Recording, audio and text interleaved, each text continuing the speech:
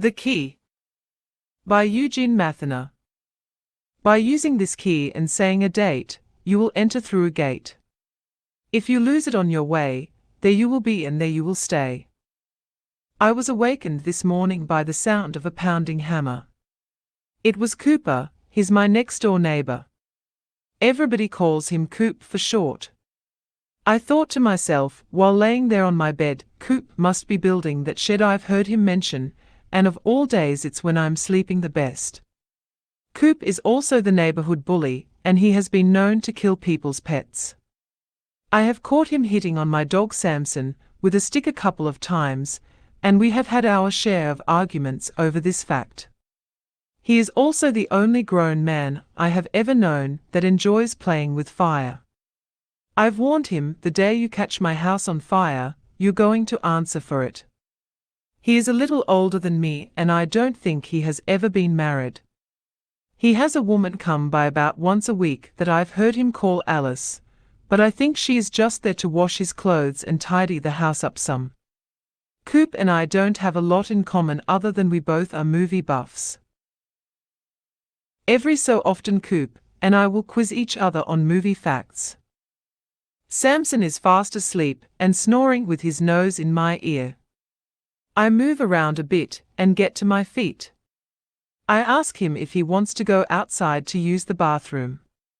I let him out, going to the window every bit to check on him because I don't trust Coop. He's not normal, that's for sure. I fix a cup of coffee and step outside to be with Samson, and Coop is yelling about how Samson gets his business in his yard. I remind Coop that as long as Samson does his business on his side of the fence, everything is okay. His reply, his business also goes through the fence into my yard. I think he's being ridiculous about Samson's bathroom habits. I had to think of a reason to get away from Coop before I lose my composure, and since it was a beautiful spring day, I asked Samson if he would like to go to the park. He liked the idea a lot, and so we ate a bite and left for the park in my car. There was beauty in the air that day. The spring breeze and the smell of the newly bloomed flowers were intoxicating. I watched Samson run and play as I sit at the picnic tables in the park.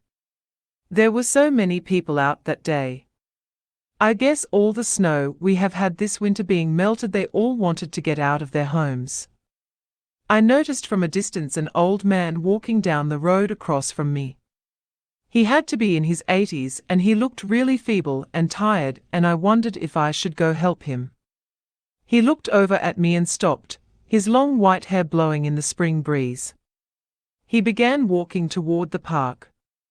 I thought to myself, I hope he didn't think I was staring at him and has become offended. How could he have seen me? He must have good eyes. The old man eventually made it over and sat across from me at the table and stared at me for a while. I finally asked him how he was, and he replied that he had finished a lot of traveling and needed to sit down. He asked me if that was my dog. I replied it was and told him I have had him for almost 10 years. He began feeling around in the pockets of his old grey khakis like he was looking for something, and then he pulled out an old skeleton key. It looked like it was from the Victorian age and had a sparkling gem on it. The old man began to explain to me that it was a magic key and that it would fit any lock you put it in. He asked me if I wanted to look at it. I told him I would, and so I sit there looking at his antique key for a minute and reached over to hand it back to him. He then began asking, "You want this key, don't you?" I replied, "No, so I don't want your key." He kept insisting on it over and over. I thought the old man had flipped his lid. He then got violently desperate and said, "Please sir, take this key from me and say you want it. But I don't want your key." I was beginning to feel a little insecure about this old man, and on his last attempt, I gave in to his pleas and said, "Yes, I want your key."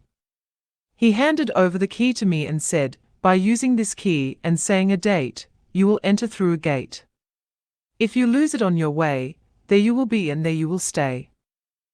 I chuckled at the man turning my head to check on Samson, and when I turned back he had disappeared. All I saw was a young man enjoying a leisurely stroll on a spring day. Well, that was weird, I thought to myself. Maybe I just zoned out for a minute and the old man hobbled off. Who knows? All I know is he was gone and I had this antique key. Samson and I stayed for a few more minutes, and then we got in the car and headed for home. When we had arrived home, Coop was still working on his building and I tried the key on my door, and for sure it fits right in the keyhole, and unlocked the door. I then tried it on every door in the house and it fit them also. The old man wasn't lying and wasn't as much of a nut after all. I sat down at the kitchen table, and drinking on some orange juice I studied the key, and thought back on what the man had said. By using this key and saying a date, you will enter through a gate. If you lose it on your way, there you will be and there you will stay. I repeated the phrase several times in my head and thought, what if the old guy is right? He was right about it fitting any lock. Maybe the man knew something I didn't, or just didn't want to believe. I had to test it. I looked at Samson and strangely he had a twinkle in his eyes. I told him, you stay here. So I stood up and headed for a door. Okay, just put the key in and say a year and then take the key out and hold on to it. If the old man's phrase is correct, this key will allow me to go through a gate, whatever that could be. I put the key in the lock and turned it and said out loud, A.D. 1492. And then I removed the key and put it in my pocket. Opening the door and walking through, I began to hear a loud high-pitched squeal in my ears, and a blue smoke surrounded me. After going through, I discovered that I had just walked out of my back door into what looked like a hallway of some kind. I was dressed in the strangest 1400s attire. I had no idea how I became dressed in these clothes. I turned around and looked at the door I had just come out of. It come to me I had just walked out of a cabin room that was on a small ship. The ship looked to be about 100 feet long. I saw a man walking down the hall in my direction, and I asked him, good fellow, what ship is this? The man replied, the Santa Maria. I then said to myself, okay, 1492 and Santa Maria. I put the two together and realized I was on one of the 3 ships of Christopher Columbus's first expedition. I walked down the hallway and I overheard a group of the men plotting to throw Mr. Columbus overboard and turn the ships around. They had become weary after 5 weeks of ocean sailing and were about to kill the founder of the New World. Oh no. I thought to myself, I have to keep this man alive. I asked one of the men if he had the current date and time. He looked at me as if he thought I was crazy. I said, come on man, I have fallen and I hit my head, and I don't feel like myself, and this long voyage has gotten the best of me. Please tell me what the date and time are. The man replied, it's around 1:30 a.m. October 12th, 1492. I knew I had to keep Mr. Columbus alive for another half an hour, and then these explorers would discover the island we now know as the Bahamas, and they would lose their wrath for Mr. Columbus in exchange for excitement. By this time, they had made their minds up to throw Christopher overboard. I then stood up on a chair and made this announcement. Men of the ocean, I am not a part of your expedition.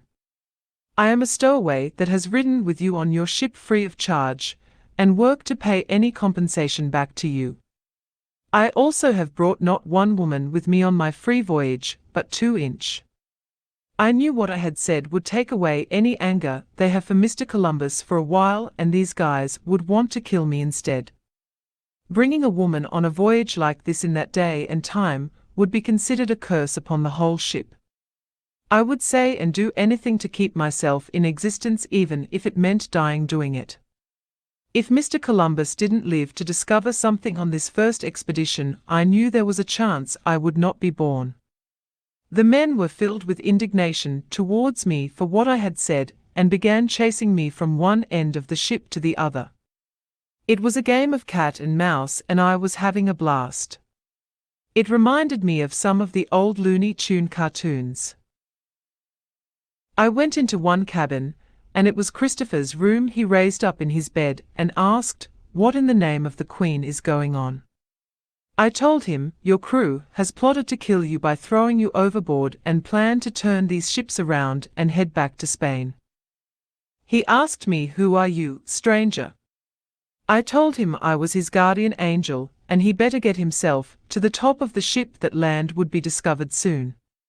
He asked how I knew, and I said, "Just shut up, mate, and get up there." By this time, the gang of angry seamen busted through the door of their leader and had surrounded me. I picked up a sword and began trying to swordplay with them, and made myself look crazier than I already felt. I cut a big Z on Mr. Columbus's canopy he had over his bed in honor of one of my heroes, and I ran toward his window. I jumped out and landed on the side deck of the ship. The men looked out at me, shooting their guns and swearing at me and screaming, "You're dead, and your women will die too." I then got up and was in wretched pain from the fall. The men had made it to the deck also. We played chase, and moving toward the stern, I heard some of the men call out to the other two ships to come over and help kill the stowaway. I knew my goose was cooked, and finally, I heard what I was longing to hear. Someone from the ship Pinter yelled "Land," and all the men lost interest in killing me and began to celebrate with cheer. Christopher Columbus was their hero again, and I staggered to the nearest door, and putting my key in the lock I said, "A.D. 1775, and entered, being aware to hold the key. The piercing sound I had heard the first time I traveled rang in my ears once more, and the blue mist enveloped me. When coming out of the door, I was standing in what looked like a field of a large farm. Turning around, I saw I had just come out of an outhouse. I thought to myself, "I wonder if I used that thing." I convinced myself not to go back in and see. The outhouse was just used by the key as a portal to get me to 1775. I did come out dressed for the times, like what had happened in 1492, but this time I looked very colonial. I had no idea where I was, but I did know it was very dark, and it was late in the evening. If it wasn't for the moon being out that night, I would have never been able to walk the small dirt road I had managed to find. I kept walking, trying to find a town of some kind, when I noticed a horse rider in a distance coming toward me. The horse rider kept getting closer and closer, and finally the rider saw me and stopped and yelled out, "Identify yourself." I told him my name and that I meant no harm to anyone and that I had traveled. He asked me if I was loyal to the king or if I was with the rebellion. I told him I was with the rebellion, and I had no loyalty whatsoever to a king.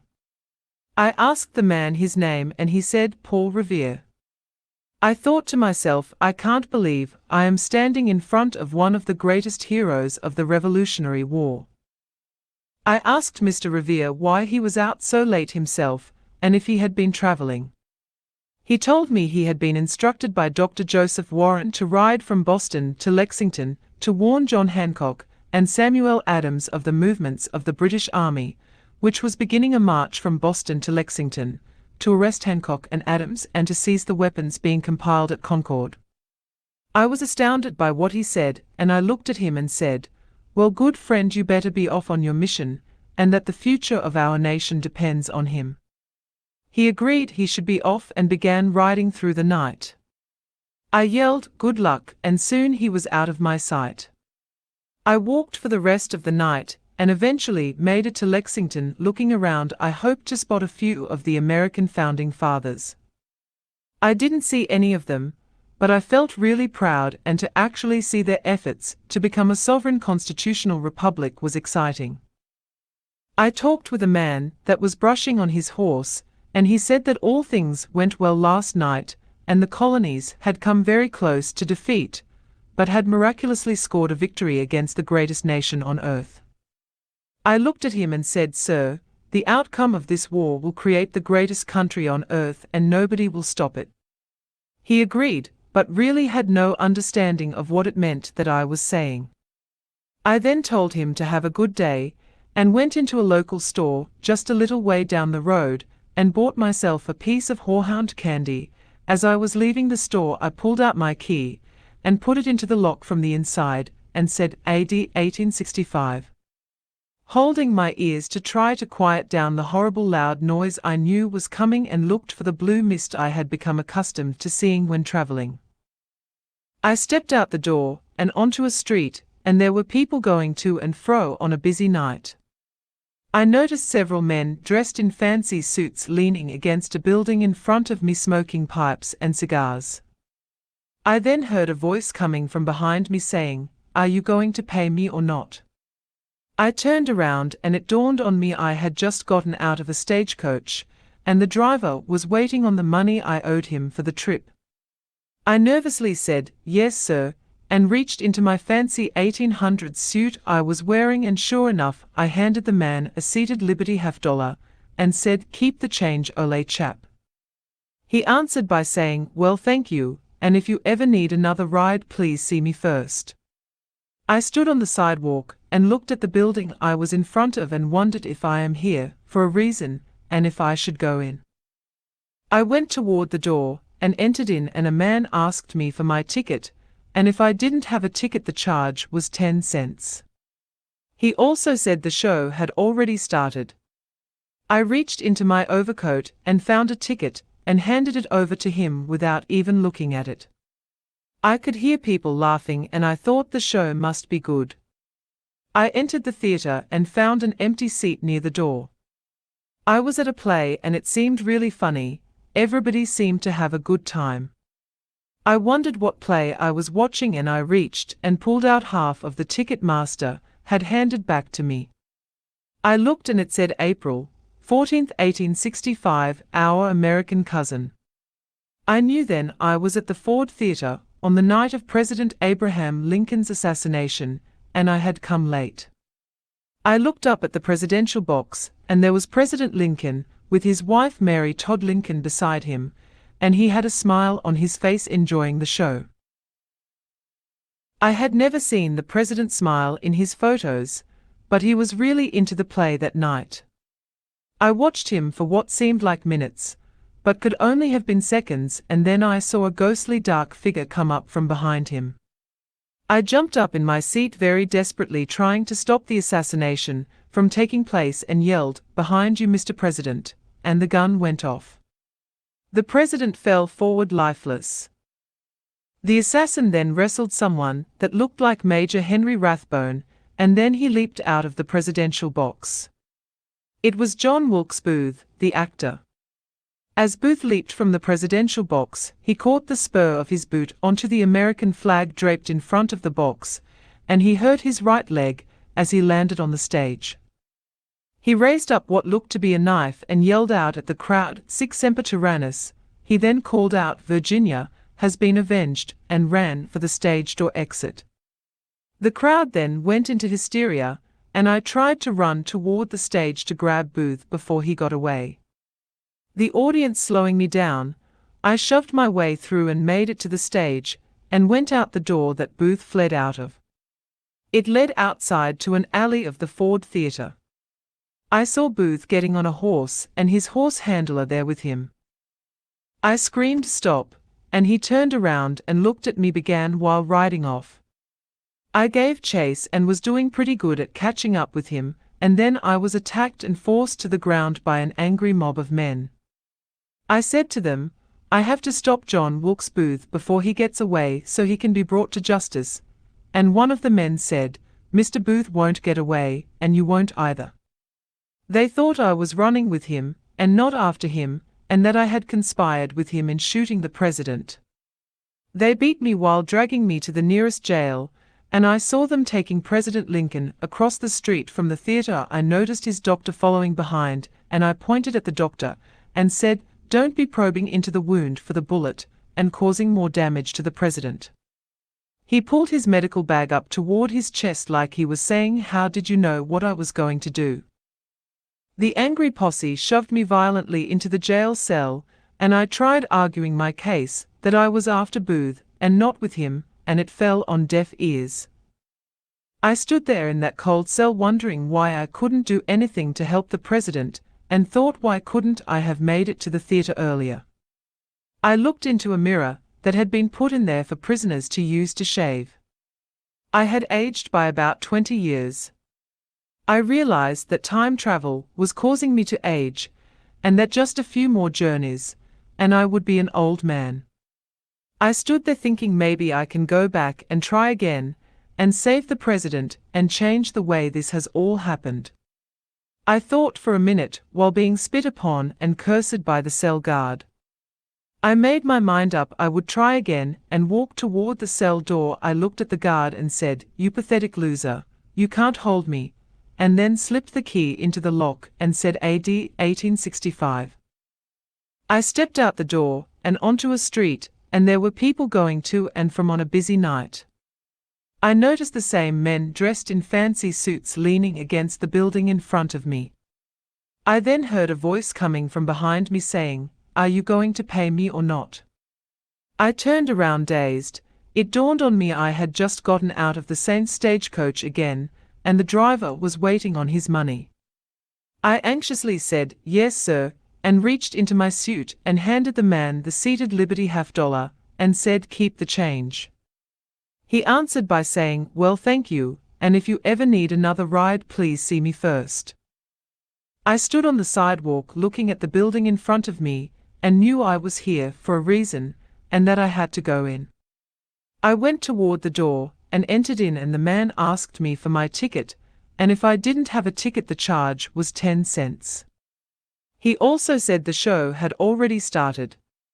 I reached into my overcoat and found a ticket, and handed it over to him, and looked at it and began to cry. Then falling to my knees I said, "I can't stop it. It's all happening the same as before. It's like it's set in stone." The ticket master called on security, and I heard the president get assassinated again. The sound of that gun made me crazy, and I stood up and began beating my chest and screamed, "This key is a curse on me," and ran for the door. I put the key into the lock and cried out, AD 1876, and left that nightmare and vowed never to return. After I had entered the door, I raised up out of a suitcase, dressed in Indian regalia, in the middle of a dusty field. I noticed there was a damaged stagecoach that had been wrecked and left to rot in a gully, and the suitcase had been emptied of all contents and used by the key as a portal to get me to 1876.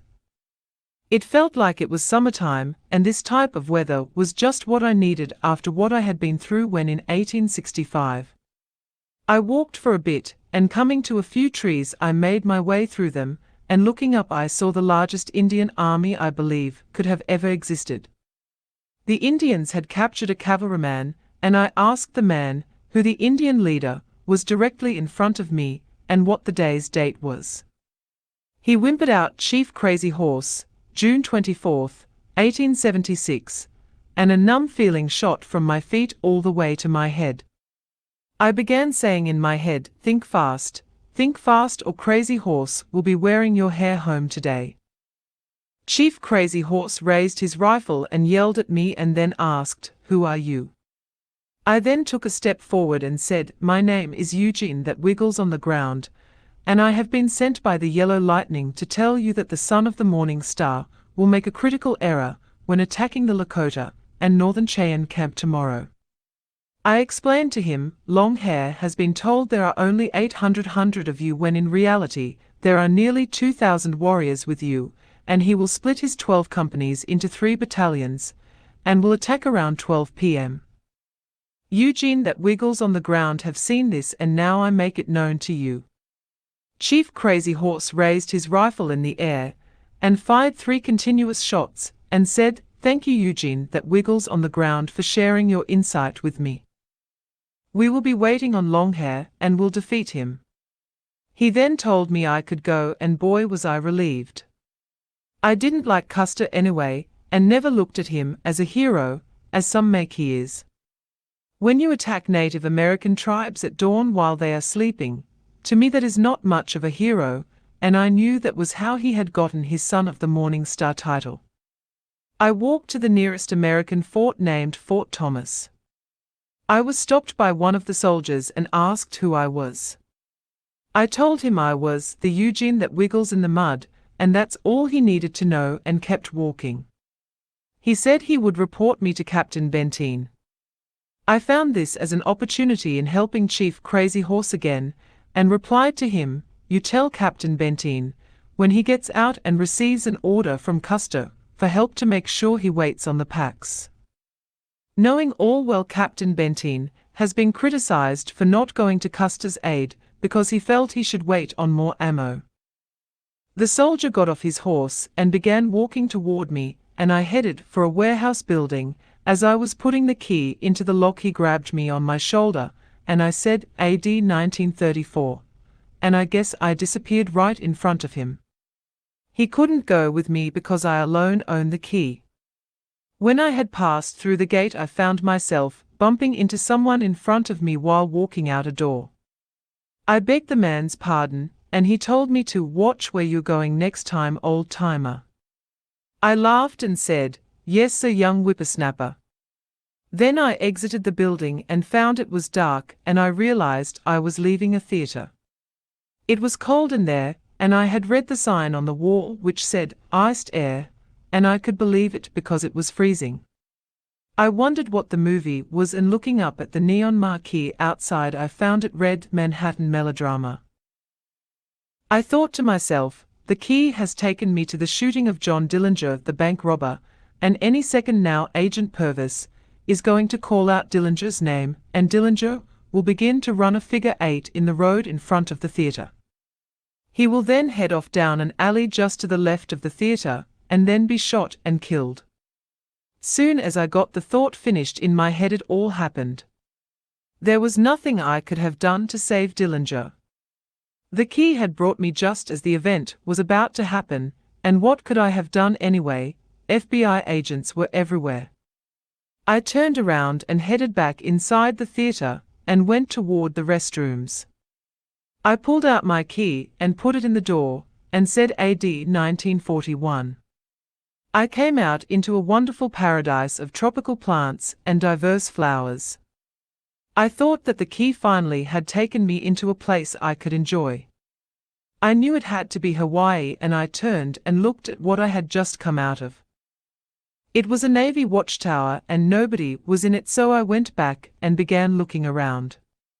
I noticed a mirror on the wall and found I had aged drastically. I must have been nearly 70 years old, but that was nothing because I felt I had been slapped with a ton of bricks when I saw the date on the calendar that was hanging on the wall. It read December 7th, 1941. I looked for a clock and I found a regulator just across from the calendar, and the time was 7:50 a.m. I knew then it was Pearl Harbor Day, and the Japanese Empire would attack Pearl Harbor in just 5 minutes. I had to find a radio, and I found one as I walked through the office on a desk. I cut it on and began calling out, "Hello. Hello. Can anybody hear me?"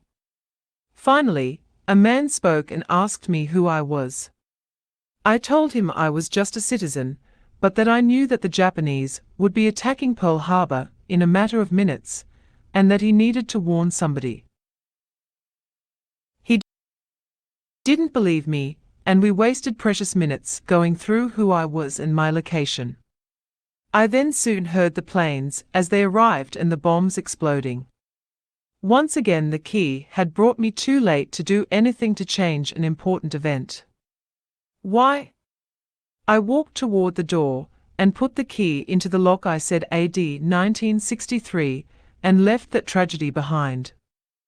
When I had stepped through the door, I found myself coming out of a library on a warm day. I made a left and began walking up the street some. I wondered if there was going to be a parade or something. People were accumulating to see something. I walked for a few minutes and noticed more people had arrived, and some with their children. I asked one lady what was the celebration about, and she replied, "Have you been hiding under a rock?" Then she explained the president is making a drive-through today.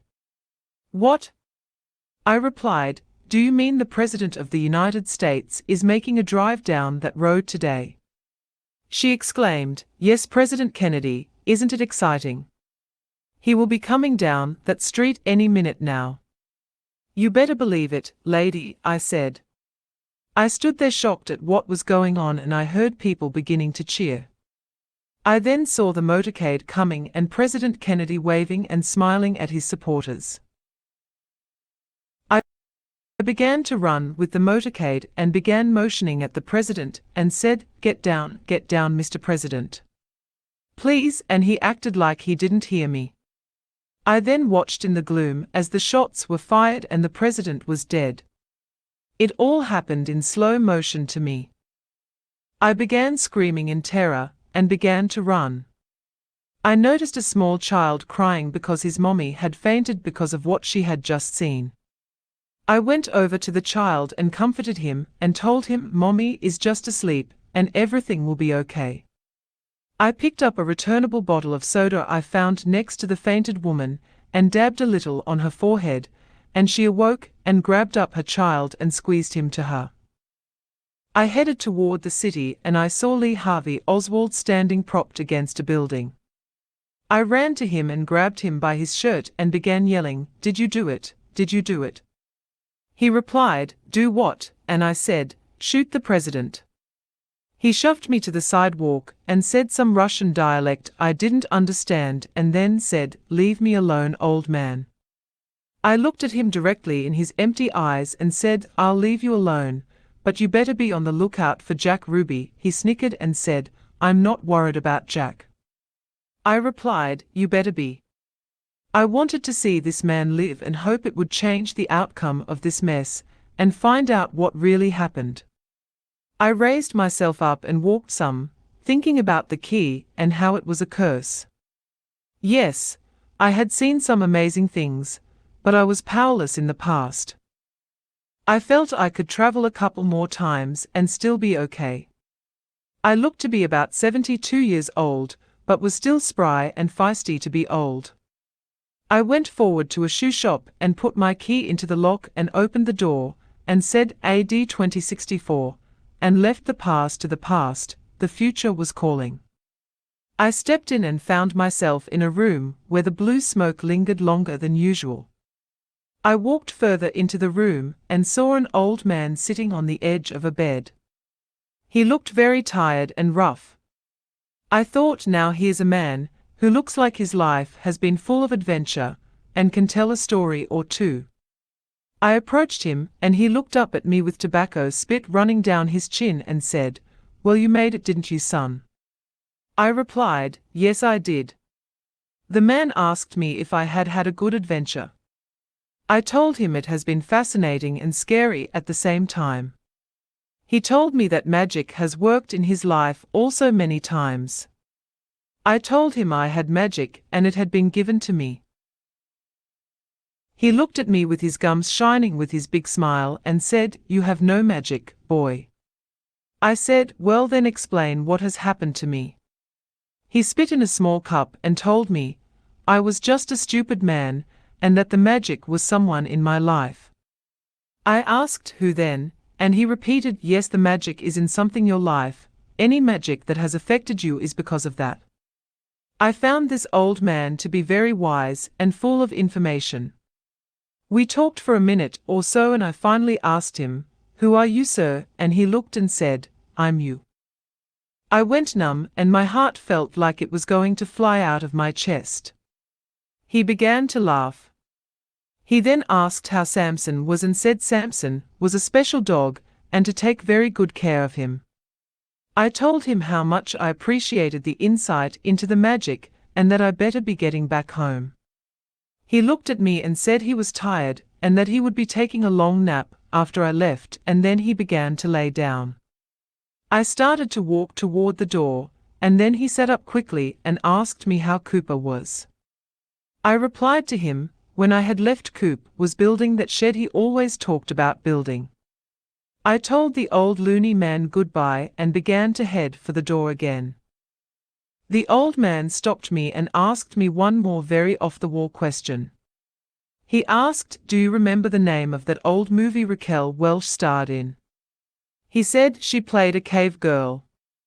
I said, "Yes, very much so, it's called 1,000,000 Years BC. The old man looked at me with stars in his eyes and said, "Yes, son, that is the name of that movie." I began heading toward the door thinking that I was a little more senile than I had first thought, and putting my key into the door I spoke AD 2010, and headed for home. When I stepped through the door back into my house, Samson was still in the very same spot I first had left him. I had only been gone a few seconds and he hadn't even had time to move. I picked him up and said, "All this time, boy, you have been waiting," and I hugged him and petted him for a while. It seemed like a long time to me, and I asked him if he wanted to go outside.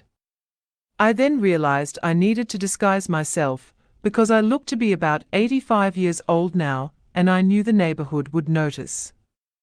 I put on a coat and a hood over my head, and dark sunglasses, and gloves over my hands, and then I took Samson out to the yard. Coop asked me what was wrong with me, and I told him I wasn't feeling too well, and that I had bundled up just in case. He said that he hoped I didn't have anything contagious that he could catch, and I told him I didn't think so. Coop then began cursing and swearing over something. He said he had just put his door on his building and locked it, and his keys were in his building. I told him I had something that he needed. Then I began to explain that I had a universal key that can open any lock no matter what brand or kind. He asked me if he could use it and I said, "No, you can have it." I asked him, "Do you want this key, Cooper?" And Cooper replied, "Yes, I want that key." I handed him the key and instantly became my original age. I pulled the hood off my head and Cooper headed for the door to his building. He then inserted the key into his door lock and he said, "Well, it does work, doesn't it?" I told him yes. He began to enter the door, and I stopped him and asked, "Coop, one more thing before you go." I then said, "Do you remember what the movie is called that Raquel Welch starred in when she played a cave girl?" Coop said, 1,000,000 Years BC. And then entered in, leaving his key in the lock. I then began to ask, "Coop, are you there?" and he didn't answer. I then smiled thinking about what the old Eugene had asked me and looked at Samson and told him he could use the bathroom in peace now. He did, and we went back inside the house. I could hear the older me laughing. He had shown me a way to get rid of Cooper and the key, save my dog and the neighborhood of a lot of future pain. Days went by and nobody ever missed Coop. No family and no friends ever checked in on him. Alice came by once and finally, they sold his house before it began to fall in. The key belonged to Coop now, but he wasn't here to use it. I went over one morning and took the key out of the building door before they sold his house. I put it away up in the vault in my attic. Well, Cooper won't be using it, not in a million years, I thought to myself. Well, that's my story. You can choose to believe it or not. Either way, I know without a shadow of a doubt I traveled through time, and the things I saw will stick with me all the remaining days of my life. Before I go, you may be asking, well, where did the magic come from? My answer is, the magic was in Samson. Samson was the magic. The end. 2010 by Eugene Mathena. May not be used or distributed in any form without express written permission from the owner. Sharing is always permitted.